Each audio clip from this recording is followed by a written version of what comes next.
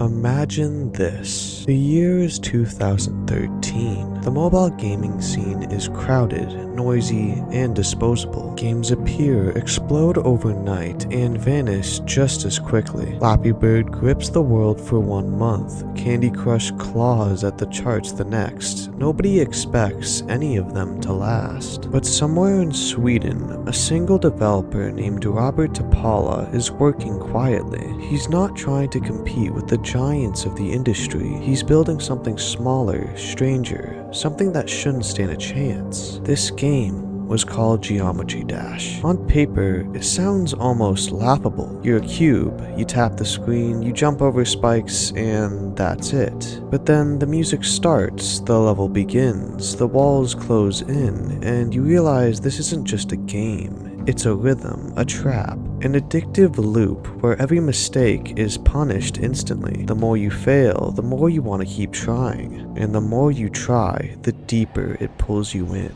By the end of 2013, Geometry Dash wasn't just another mobile game, it's a phenomenon. But the question here is quite simple. Why isn't Geometry Dash still relevant today? Sure, it has a striking community, still putting mods on the game and overall being loyal to its structure. Even the Steam charts say so, but most people, including myself, don't play it as much as we used to. For a game that used to have millions, over the staggering years it depleted again and again and again. Fans are all that remain. So what happened? Why don't most people play it anymore? Well, let's get into it. To start off, the formula of Geometry Dash is eye-catching, short levels, brutal difficulty, and music that makes each attempt feel like a performance. People can't stop playing. But more importantly, they can't stop watching. YouTubers explode with Geometry Dash content. Streams of impossible levels rake in millions of views. Watching someone come within inches of victory only to fail at 98% is both hilarious and horrifying. And when they finally succeed, it feels like watching someone survive a nightmare. But the true master stroke comes from the level editor. Suddenly, Geometry Dash isn't just a creation anymore. It belongs to the players. They make their own levels, sync them to custom songs, and share them. Overnight, Geometry Dash transforms into an ecosystem. It no longer is just a game, it's a world. And that world would grow quickly. By 2015, with Update 2.0 adding moving objects and new mechanics, creators push limits on what's possible. Levels become grand spectacles, not just challenges, but art pieces, complete with stories, landscapes, and cinematic effects. Geometry Dash enters its golden age, and like all golden ages, no one expects it to end. But then, the updates slow down.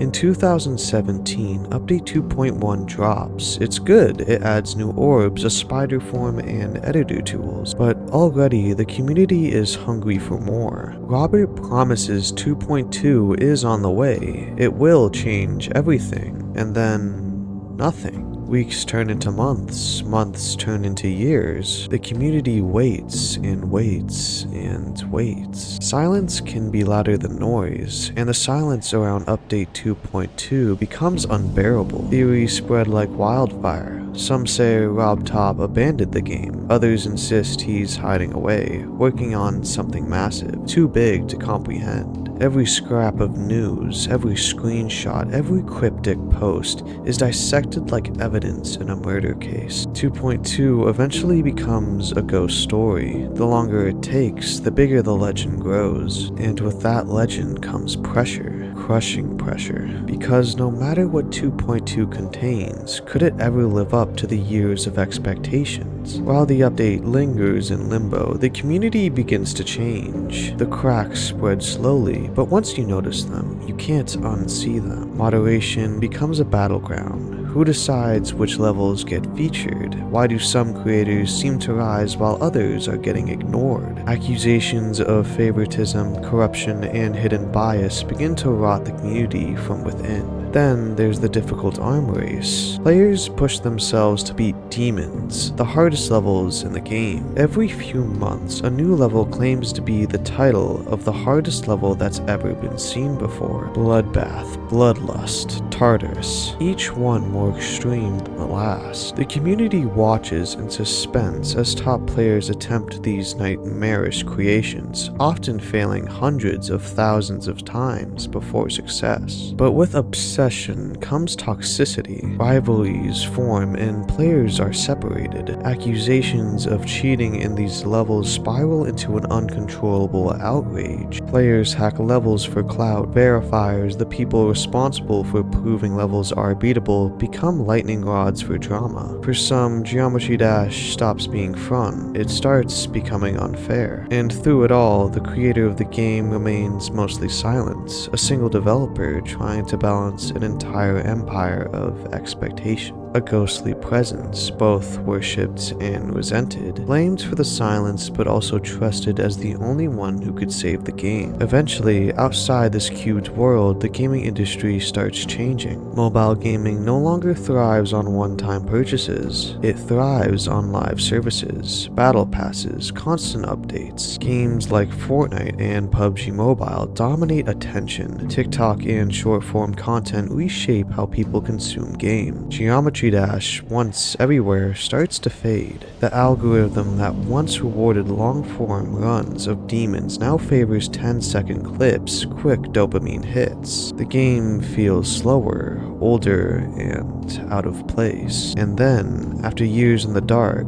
something begins to reappear. The update of 2.2 finally releases. Teasers leak out, screenshots show strange new mechanics, a promise of multiplayer, rumors of camera controls, story elements, a future where Geometry Dash could be reborn. The community erupts, the ghost is real, the myth is alive, but something is off. The excitement is there, yes, but it's quieter, smaller. The community that once would have turned an update into a cultural event isn't the same anymore. Too many left, too many burned out. The update that was supposed to save the game arrives in a world that's already moved on. And then, this brings us to the present. Geometry Dash isn't dead. Far from it. It still beats, its heart still pumps. The editor still gives creators the tools to craft incredible experiences. Hardcore players still grind away at demons, still chasing perfection one tap at a time. But it hasn't been the giant it once was. It doesn't dominate YouTube the way it did. It doesn't command headlines. It's smaller now, tighter, more cults than cultural. For the ones who remain, it's a ritual, a family, a haunting. They log on not because the world is watching, but because the rhythm is still inside them. And maybe that's the true horror of Geometry Dash's fall off. It wasn't sudden, it wasn't catastrophic,